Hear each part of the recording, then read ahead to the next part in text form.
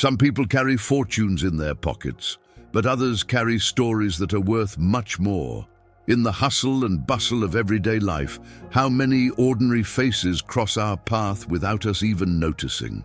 What if I told you that a crumpled envelope in the hands of an overlooked worker was capable of silencing an entire bank branch? This isn't just another moving story. It's a true life lesson, one that turns our way of seeing the world upside down. Today, you'll meet a simple man, invisible to many, but possessing a resilience that transformed injustice into silent overcoming and left even the most arrogant manager in shock. It was Monday morning, and the bank branch was already bustling with people in a hurry, with neat suits and impatient looks.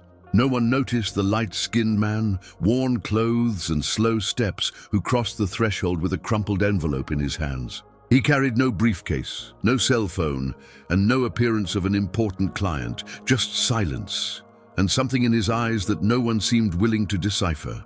He walked with the calm of someone who has learned not to expect much from life, and perhaps, for that very reason, was no longer surprised by the disdain. The envelope, marked by time, seemed to contain more than paper.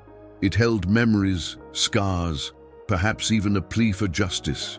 With each step, eyes shifted, as if his presence disturbed the elegant flow of the place. The agency, modern and spacious, echoed with the sounds of keyboards and mechanical conversations. No voice rose to greet him, no gesture invited him closer. He was the perfect portrait of an invisible worker, the kind who only gets noticed when they disrupt the scene. But he didn't back down. He sat in the corner, firm, as if he knew his moment would come, sooner or later. And there he remained, ignored, anonymous, but with something the others didn't, a silent mission. At first glance, he seemed just another simple man. But that envelope held a surprise and a moving story that within hours would leave everyone speechless. Little by little, curious eyes began to focus on the stranger in the corner of the agency. A woman whispered to her husband. A frowning executive wrinkled his nose. The judgment came without words, but weighed like a burden.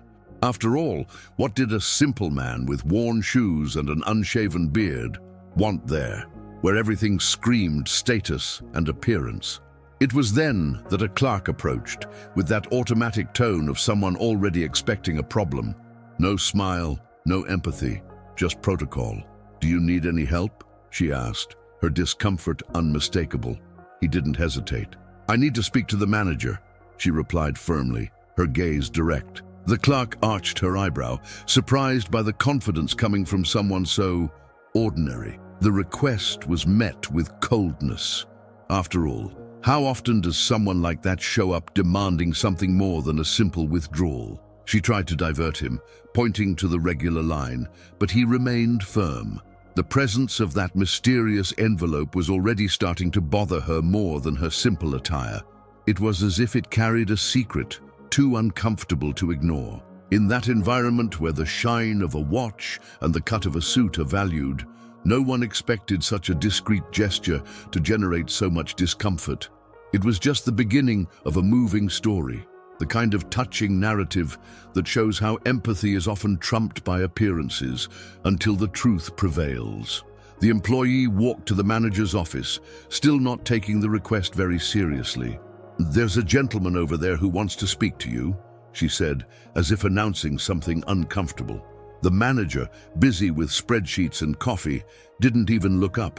"He says I'm in a meeting." Another ordinary day, another attempt to avoid annoyances from people out of character, but the man didn't give up. He calmly stood up and, upon seeing the refusal, spoke loudly enough for those nearby to hear.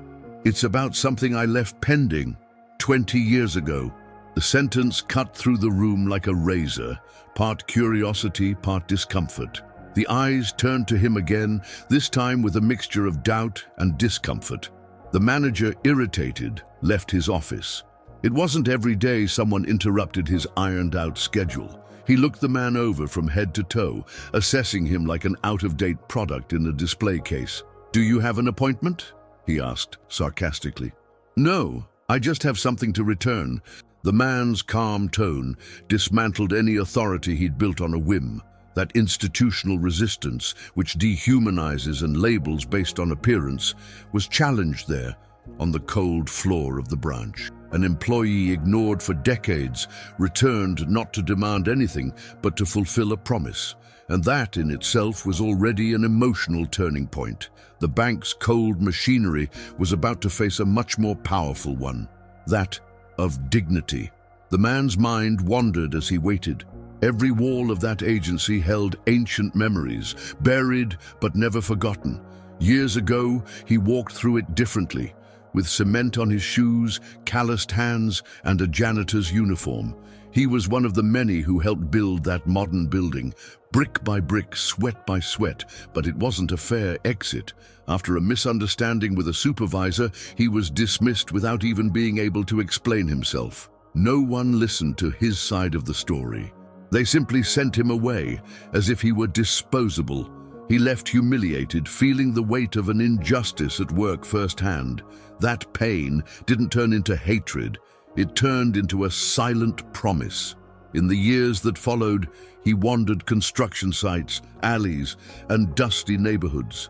He worked hard without revolt, but with a clear goal: to return one day, not to demand payment, but to show that he was greater than what they did to him. Every wall he built, every roof he laid, every savings he saved, all were part of a larger construction, the reconstruction of himself. And now he was there, not as someone demanding redress, but as someone who had quietly overcome. A silent triumph, built on resilience and dignity. That moving story didn't begin with that mysterious envelope. It began the day a man was judged by his appearance and decided to turn his contempt into strength. The manager, still reluctant, relented. He asked the man to come in, more out of pressure from the stares around him than out of his own free will. They sat across from each other. The contrast was stark. On one side, the artificial elegance of someone surrounded by numbers. On the other, the silent firmness of someone who lived by every penny they earned. The envelope was placed carefully on the table. "I promised myself I'd only return when I could honor everything they denied me," the man said, looking the manager in the eye. There was no hurt in his voice, only conviction. The manager, surprised by the seriousness of his words, ran his fingers over the envelope as if it were something dangerous. Perhaps it was. Dangerous for arrogance, for indifference, for the routine of automatic judgments. It was curious to see how such a simple gesture, handing over an envelope, could carry so much emotional weight. It wasn't about money. It was about the symbolic value of the return. An ignored employee, now in control of his own narrative, with the chance to rewrite his story. There, at that very moment, he was no longer the one who owed explanations. The agency continued to operate from the outside, but inside, time seemed to have stopped. The envelope was more than just paper. It was a capsule of resilience, humility, and life transformation. And upon opening it, the manager would not only reveal the contents, but would begin to see, perhaps for the first time, the man who had always been on the margins. With hesitant fingers, the manager opened the envelope, unsure of what to expect. Inside was an old receipt, already yellowed with age, a handwritten letter, and finally a check. But not just any token amount. It was large enough to make any director frown. And there lay the first surprise. This simple man didn't ask. He delivered. The receipt was for a misinterpreted advance payment 20 years ago. The reason for his dismissal. Never formally collected, never demanded. But he knew that somehow that doubt lingered over his name. He kept the paper like someone who keeps a burden, waiting for the day to transform it into freedom. And that day had arrived. The check, the fruit of years as a self-employed bricklayer, wasn't ostentation. It was achievement. Every penny carried cement, dust, hot sun, and sleepless nights. It was his way of saying, "You tried to erase me, but I kept going." It was an unexpected gesture of grandeur, which reversed the roles at the table. It wasn't the manager who was giving answers now. The letter was another story. Written in firm yet simple script, it was more than words. It was a mirror of the soul of someone who chose forgiveness over revenge. The mysterious envelope ceased to be an object. It became a symbol, and what began as a banal moment transformed right then and there into a moving narrative no one would ever forget. The manager began to read the letter aloud, but his voice soon broke. He handed the paper to the clerk next to him, who took over the reading. "I thank the bank for being unfair to me." The opening sentence provoked an uncomfortable silence. It was the kind of gratitude that dismantles any argument. That wasn't irony, it was emotional maturity. The letter continued. "At the time, I thought my life was over, but it was that pain that pushed me. I learned to calculate, to plan, to build, not buildings, but paths." The listeners couldn't contain their emotions. One employee discreetly wiped her eyes. Another lowered his head in shame. That simple man displayed what few can: greatness in the face of pain.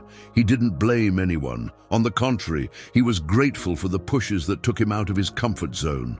I needed to lose what I thought was everything to discover what was truly mine.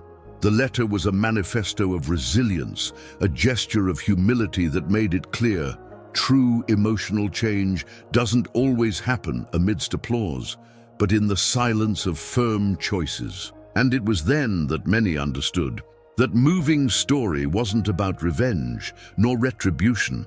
It was about silent overcoming, about dignity preserved even in the face of defeat. A simple letter in an old envelope was teaching more than 1,000 motivational meetings. It was opening the eyes of those who had never stopped to see. The silence that gripped the agency was almost sacred. No one was typing anymore. No one was looking at their screens. The employees were mesmerized by the power of a narrative that dismantled everything they thought they knew about success, value, and recognition.